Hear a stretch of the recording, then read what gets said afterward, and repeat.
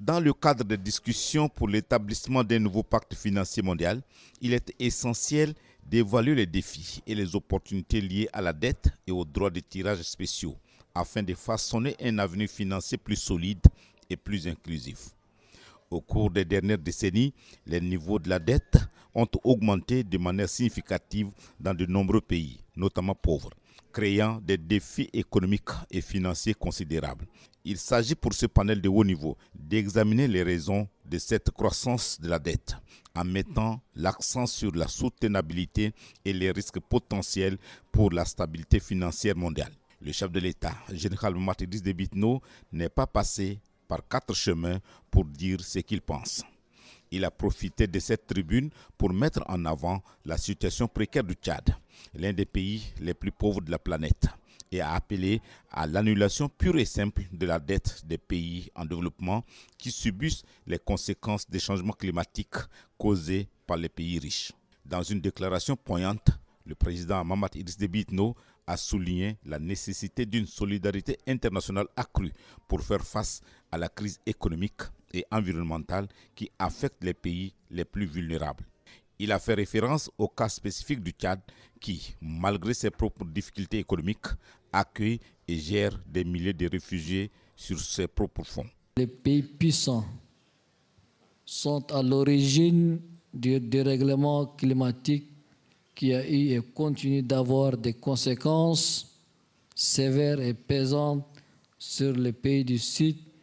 et notamment les pays africains. Par conséquent,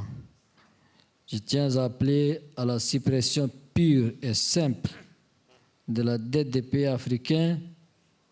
pour compenser les dégâts énormes causés par le dérèglement climatique et alléger les fardeaux subis par les pays africains malgré eux. Enfin, je mets en exergue l'importance de faire en sorte que le même engagement et la même mobilisation vis-à-vis de l'Ukraine animent nos actions futures de développement international. L'intervention du chef de l'État a suscité une résonance particulière auprès de tous les panélistes et les participants à cette table ronde qui ont reconnu l'urgence d'une action collective pour remédier aux inégalités économiques et environnementales mondiales. Tous les intervenants ont exprimé leur soutien à l'appel du chef de l'État, soulignant l'importance de prendre des mesures concrètes pour alléger le fardeau de la dette des pays les plus pauvres.